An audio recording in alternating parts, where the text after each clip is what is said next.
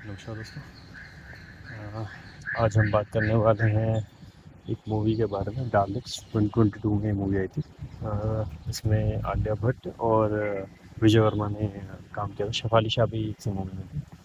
तो आज हम इसी मूवी के बारे में बात करने वाले हैं। और क्या क्या, अगर ये कोई मतलब 2022 में भी मूवी आई है जो रिलेटिवली न्यू मूवी जो है, इससे अगर हमें कुछ लर्निंग मिलती है तो वो हम देखने वाले हैं। और कैसे होल्ड करती है ये तो प्रेजेंट टाइम की मूवी, लेकिन आज भी मतलब करती है कि सुपरफिशियल लेवल पे ये मूवी बनी थी वो हम देखते हैं। ये मूवी ऐसा मैंने पहले भी देख रखी है, नेटफ्लिक्स पे मूवी है। आप देख सकते हैं। मैं शॉर्ट में बताता हूँ। मूवी में होता ये है कि जो विजय वर्मा होता है वो अब्यूसिव हस्बैंड होता है, जो फिजिकली अब्यूज, मेंटली भी उसको थोड़ा वैसे ही रखता था। आलिया भट्ट थोड़ी एंशियस सी ही रहती थी, क्योंकि हमने काफ़ी केस में देखा। अगर जो पार्टनर अब्यूसिव होता है, ऑफकोर्स जो दूसरा वो होता है हमेशा उसी में रहता है हमेशा कि भाई इसका अगला कदम क्या हो सकता है, उनसे एंशियस हमेशा रहती है ना। और जो उसकी मदर का रोल है वो प्ले किया गया है शेफाली शाह द्वारा। बहुत ही मंझी एक्ट्रेस है ना। मेरी पर्सनल बहुत मेरे ख्याल से टॉप 3 में होगी, है ना। बहुत मज़े का एक्ट्रेस है। तो उन्होंने आलिया भट्ट की मदर का रोल प्ले किया है। और ऑफ कोर्स वो बोलती रहती हैं कि इसे छोड़ दे, और मतलब क्योंकि उनको मेरे ख्याल से पहले ही पता चल जाता है, एक्सपीरियंस होती है सब, तो उनको पहले पता चलता है अरे नहीं सुधर सकता, और ये जो है मेरी बेटी के लिए ज़िंदगी ख़राब कर रहा है, और जो है ना। आगे कैसे स्टोरी अनफोल्ड होती है वो तो अलग मैटर है। तो लेकिन मतलब मैं असाइड फ्रॉम द ड्रामा कि हमें क्या लर्निंग्स मिलती हैं, we will try to concentrate on that. ठीक है। तो 3 मुझे इसमें फ़िलहाल लर्निंग्स मिली, और भी लर्निंग्स हो सकती थी इसमें, पर फ़िलहाल इन तीनों की बात करते हैं ना। पहली जो लर्निंग है ना, बहुत बढ़िया बताई गई है। और मैं भी इससे 100% इत्तेफाक रखता हूँ। जो भी पति पत्नी के बीच में आता है ना, पति पत्नी की लड़ाई के बीच में, जो वो ही सबसे बड़ा मूर्ख साबित होता है। ये आप देख लगा लीजिए, जो पति पत्नी की लड़ाई के बीच में है वही सबसे बड़ा मूर्ख साबित होगा। इस मूवी में भी दिखाया गया है कि जो आलिया भट्ट है वो बहुत मतलब फॉरगिविंग टाइप नेचर काफ़ी मौके देती है, मतलब विजय वर्मा को। उसकी मदर जो है काफ़ी बार आलिया भट्ट का साथ भी देती है इस मामले में।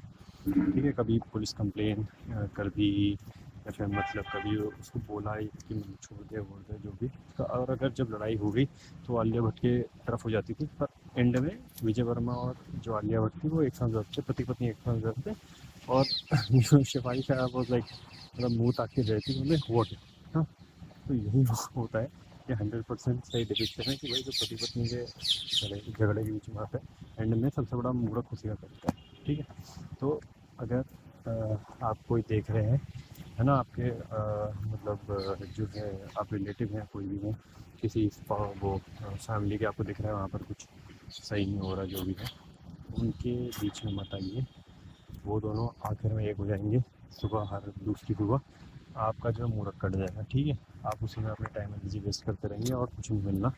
और सबसे बड़ा लूज़र आप अपने आप को फील करेंगे आखिर में कि भाई मतलब हुआ क्या, आपको पता ही नहीं चलेगा मतलब हुआ क्या। ठीक है। तो ऐसे ही है विधि का विधान, क्या बोले। तो ऐसे ही चलता है। तो try not to come between the fights, है ना। वो अपना करेंगे और खुद सुलझा लेंगे यार, पति पत्नी का स्पाउस वो रिलेटिव को बीच में आना मतलब शो भी नहीं देता है। मतलब क्या ही बिल्कुल ही मतलब क्यों आ रहे हो, है ना। ज़्यादा बीच में ना आए। अपनी नेगोशिएशन मीडिएशन जो स्ट्रैटेजी है कहीं और लगाए, वो उनके बीच में बताए। सबसे बड़ा मूर्ख आप ही बैठे। दूसरी जो लर्निंग है ये विजय वर्मा के कैरेक्टर से लेते हैं। विजय वर्मा का कैरेक्टर एक प्रॉपर ईगोटिस्ट की मैं कहूँगा, ईगोटिस्ट सैडिस्टिक वो होता है इंडिविजुअल। उसको अब इनकी काफ़ी असली में जो इनका विजय वर्मा का कैरेक्टर दिखाया गया वही मैं बिल्कुल 100% काफ़ी हद तक जो है सही है। क्यों? क्योंकि ऐसे जो आपको बहुत रियल लाइफ में मिलेंगे, अपने वर्क प्लेस में मिलेंगे, अपने रिलेशनशिप्स में भी मिलेंगे। आपको आइडेंटिफाई करना है कैसे इन इंडिविजुअल से जितनी दूरी बना सको भाई बना लो। क्योंकि भाई इनका बहुत ही एक पर्टिकुलर ट्रेट है, और वो है ये आपको जो है मतलब कभी आपको सेटिस्फाई नहीं होने देंगे, आपको कभी खुश नहीं देख सकते हैं। ठीक है। आपको ये हमेशा नाराज़ होकर रखेंगे कि भाई हर चीज़ कि मैं तुम्हारी इस चीज़ से नाराज़ हो गया, कभी उस चीज़ से नाराज़ हो गया। और मतलब ये अगर तुम सही कर देते तो शायद मैं नाराज़ नहीं होता, ये तुम सही कर दो तो मैं खुश रहूँगा। मतलब आपको इस हद तक जाके भी अपना सोल्यूशन भी बताएंगे खुद ही, है ना। ये देखिए क्या कमाल की होता है कि खुद सोल्यूशन बताएंगे, ये कर दो और मतलब मैं ठीक रहूँगा। पर ये जो है ये बस शुरुआत होती है आपकी एंडलेस लूप में फंसने की। आप कुछ भी कर लो, आई मीन लिटरली एनीथिंग, आप संसार उठा के इनके कदमों में रख दो, ये कुछ नहीं खुश नहीं होने वाले, सेटिस्फाई नहीं होने वाले।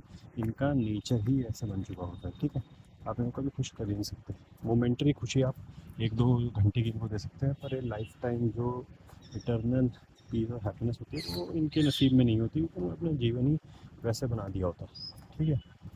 जैसे देख के अपने परिवार, हो सकता है कि इनका शायद फैमिली बैकग्राउंड वैसा रहा हो या फिर सर्कमस्टेंसेस से ऐसा हो गया, लेकिन जो है वो आपका सरदर्द नहीं है। आपको इन लोगों को पहचानना है और हो सके तो दूर से दूर रहो इनसे। इंटरेक्शन बिल्कुल समझिए कि काम से काम की बात है ना। अब रिलेशनशिप्स में मान लीजिए, मतलब रिलेटिव्स में तो फिर भी ये जो है आप अवॉइड कर सकते हैं, अगर रिलेटिव्स ने पूछा है कि भाई रिलेटिव तो आई चाहिए कितने दिन में। पर अगर कोई और फैमिली मेम्बर जैसे कि स्पाउस हो गया, अ, जैसे कि मदर इन लॉ हो गई आपकी, ऐसे कुछ हो गया है, मतलब ऐसा सीन बन रहा है। आप मदर इन लॉ है तो भाई एक ही रास्ता है, सबसे पहली बात तो अलग हो जाओ, ठीक है, पति के साथ। और अगर पति का ये बिहेवियर है तो भाई अपने चुनने में बहुत बड़ी गलती कर दी है, ठीक है, सॉरी से। क्योंकि मैं बता रहा हूँ 99.99% केसेस में ये जो है नहीं सुधर सकते, ठीक है। इनका वही हो गया होता है, आप कुछ भी कर लो, आप कुछ नहीं कर सकते, ठीक है। तो please when selecting a spouse, मैंने शायद एक वीडियो बनाई थी इसके ऊपर सिलेक्शन ऑफ स्पाउस पे, तो आप वो देख लीजिएगा, मैं कमेंट में डाल दूँगा एंड स्क्रीन पे इसका वो। तो you have to select spouse very carefully है। खासकर ये सैडिस्ट और जो इगोटिस्ट बंदे होते हैं भाई, ये आपकी मतलब आपको कुछ एंजॉय नहीं करने देंगे। मतलब आपको छोटी छोटी खुशियाँ, बर्थडेज, एनिवर्सरी, कुछ नहीं एंजॉय करने देंगे। आपकी लाइफ जो है मतलब ऐसे रुआसी सी हो जाएगी, वैसा मैं बोल रहा हूँ, ठीक। दूसरी बात ये होगी। तीसरी बात जो है वो आलिया भट्ट के कैरेक्टर पे आ जाते हैं, ठीक है। पहली बात हमने कर ली थी उसकी मॉम पे कि वो बीच में आ रही थी। दूसरी बात कर ली हमने विजय वर्मा के कैरेक्टर पे। तीसरा आगे है आलिया भट्ट के कैरेक्टर पे, जो कि क्या था कि गृहिणी थी, ऑब्वियसली। और जो है हाँ, गृहिणी से भी आ गया भाई। अ, वो विजय वर्मा कैरेक्टर जो हस्बैंड कैरेक्टर था वो इतना डोमिनेट इससे करता है इन पे। पहली बात तो उनको पता होता है फाइनेंशियल पूरी तरीके से डिपेंडेंट है, ठीक है। तो वो पूरा दबाने की कोशिश करेंगे इसको, ठीक है। और खासकर सोने पे सुहागा कि वो इगोटिस्ट और वो भी है, क्या था, सैडिस्ट, ठीक है। तो वो भी है। तो अपने स्पाउस को हो सके तो चूज़ ही तभी करिए। अगर मतलब आप देख सकते हैं कि भाई आप आपका स्पाउस वेडिंग से पहले कि भाई टू बी स्पाउस जिसे कहता है, टू बी स्पाउस अगर वर्किंग है तो कोशिश करिए कि अच्छी बात है, ठीक, फिर तो बहुत अच्छी बात है। लेकिन अगर नहीं है और भाई आपको बाकी सब कुछ सही लग रहा है पर वर्किंग नहीं है, आपको लग रहा है कहीं ना कहीं चांसेस है कि भाई कुछ कर सकते हैं, कुछ है जी, अभी तक नहीं कर पाएगी, लेजीनेस हो गई, फैमिली वैसे ही शायद सपोर्टिव ना हो वर्किंग के प्रति या फिर कुछ भी हो, और वो लड़की की इच्छा हो वर्क करने की, आप मैनेज कर सकते हैं अपने सूझबूझ में, ठीक है। बाकी और भी फैक्टर्स होते हैं पर मैं वैसे एक फैक्टर बता रहा हूँ। और जो है फिर क्योंकि ये आलिया भट्ट का करेक्टर ये वर्किंग नहीं होता, ऑफकोर्स ये पूरी तरीके से फाइनेंशियल डिपेंडेंट होता है विजय वर्मा पे। तो अब मुझे नहीं पता कि वो वैसे फाइनेंशियल एंगल उन्होंने दिखाया नहीं है, लेकिन मैं वैसे कॉन्टेम्प्रेरी वर्ल्ड की सिचुएशन के बारे में बात कर रहा हूँ। तो girls need to be financially independent है, नॉट जस्ट बिकॉज कि भाई आप पैसा लेके यार अपने मतलब दिखाओगे यार मैं भी पैसा कमा रही हूँ और मतलब तुम और मैं बराबर, जो भी है मतलब बराबरी का वो तो है ही नहीं। लेकिन मतलब ये है कि भाई एक तो हेल्प हो जाती है घर पे, ठीक है। साफ बात है, महंगाई का इतना ज़माना है कि मत पूछो। और दूसरे आपके ऑपोजिट जो स्पाउस है, मतलब उसको भी पता होता है यार इसे मैं दबा नहीं सकता, मनी मन उसको मतलब सबकॉन्शियस में होता है कि यार ये भी कमा रही है ना, तो भाई ऐसी तैसी करवाने की अपनी ज़रूरत नहीं। तो उसे पता होता है कि भाई मैं कितनी डिग्री तक इसको मतलब दबा, वैसे तो दबाना मैं कहूँगा कि गलत ही है, लेकिन उसको पता होता है बैक ऑफ द माइंड आपके स्पाउस को भी कि भाई मैं कितने हद तक वो कर सकता हूँ, उसके बाद जो है ये भी स्ट्राइक बैक करेगी, है ना। तो वो भी जो है कंट्रोल में रहता है बंदा।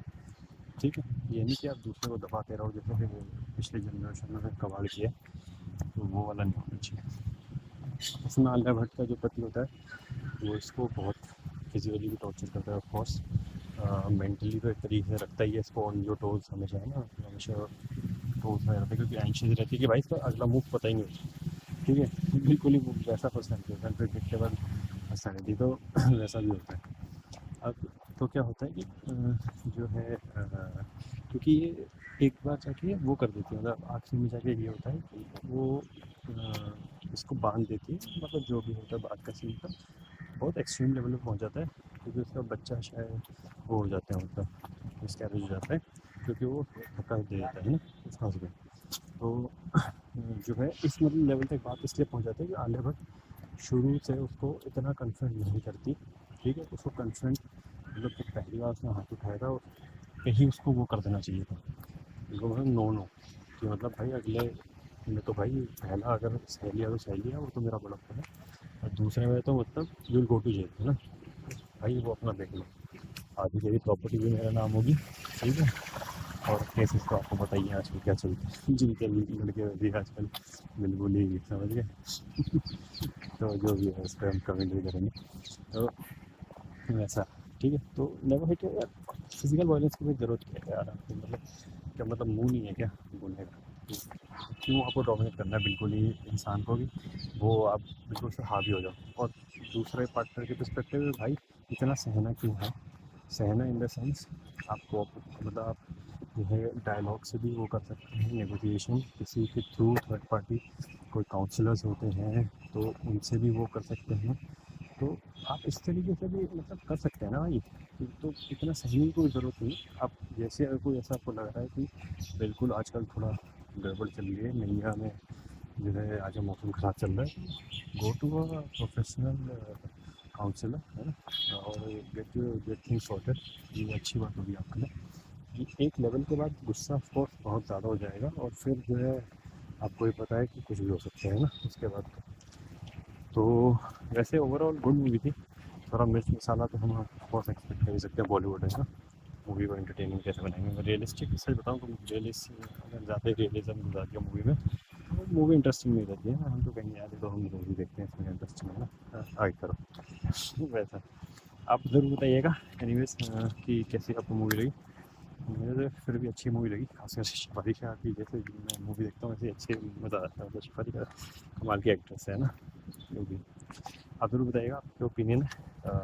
मैंने एक पोल भी किया था इसके रिगार्डिंग कि डार्लिंग्स मूवी के जिसने देखी यार, एक सब्सक्राइबर तो कर दो भाई कम से कम, है ना, वहीं से शुरुआत कर लेते हैं ना, ज़ीरो से वन देखते हैं पहले कौन करता है, मुझे ज़ीरो से हीरो। ठीक है, बाय बाय। लाइक करिएगा, शेयर करिएगा, सब्सक्राइब करिएगा अगर आपको ये वीडियो पसंद आती है, और ऐसी वीडियो के लिए देखते रहिए मेरा channel, see the middle class. Okay, bye bye.